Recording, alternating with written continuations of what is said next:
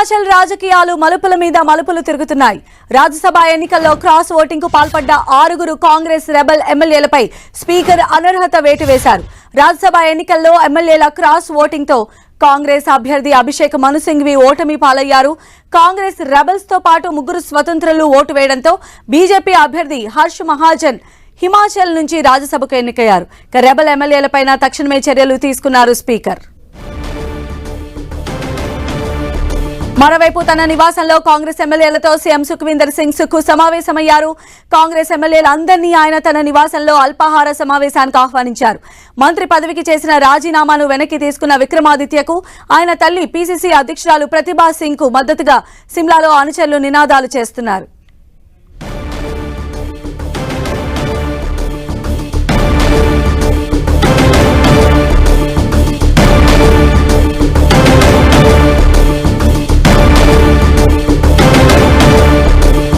హిమాచల్ రాజకీయాలు మలుపుల మీద మలుపులు తిరుగుతూ ఉన్నాయి. రాజ్యసభ ఎన్నికల్లో క్రాస్ ఓటింగ్ కు పాల్పడ్డ 6 కాంగ్రెస్ రెబల్ ఎమ్మెల్యేలపైన స్పీకర్ అనర్హత వేటు వేశారు.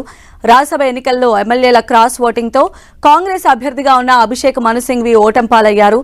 కాంగ్రెస్ రెబల్స్ తో పాటు 3 స్వతంత్రులు కూడా ఓటు వేయడంతో బీజేపీ అభ్యర్థి హర్ష్ మహాజన్ హిమాచల్ నుంచి రాజ్యసభకు ఎన్నికయ్యారు. వెంటనే ఈ రెబల్ ఎమ్మెల్యేలపైన స్పీకర్ తక్షణమే చర్యలు కూడా తీసుకున్నారు.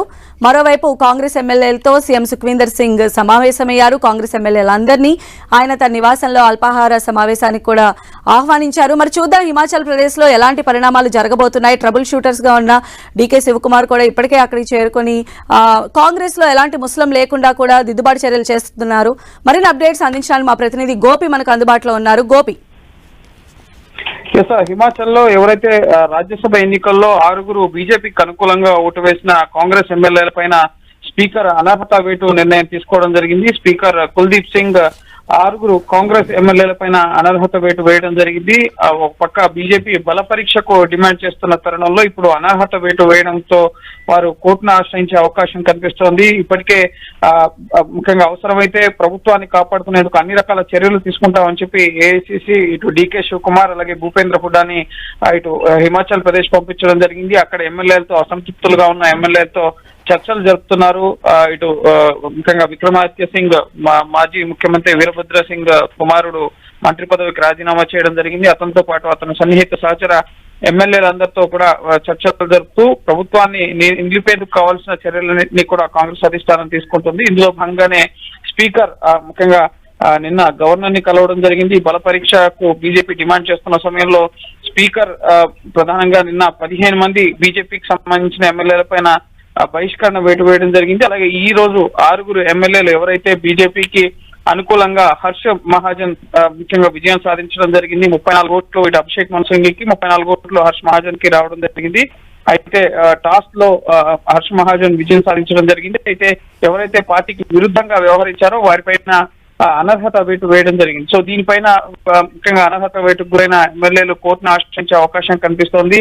ఎట్టి పరిస్థితుల్లోనూ అక్కడ బీజేపీ ప్రభుత్వాన్ని నెలకొల్పేందుకు బీజేపీ సైతం అన్ని రకాలుగా ప్రయత్నాలు జరుపుతున్నారు. సో చూడాలి ఎటువంటి పరిణామాలు చోటు చేసుకుంటాయి. ప్రభుత్వాన్ని కాంగ్రెస్ పార్టీ నిలుపుకోగలుగుతుందో అక్కడ, అలాగే బీజేపీ అక్కడ ముఖ్యంగా కాంగ్రెస్ అసంతృప్తుల్ని తమ వైపు తిప్పుకోగలుగుతుందా అనేది మనం వేచి చూడాలి.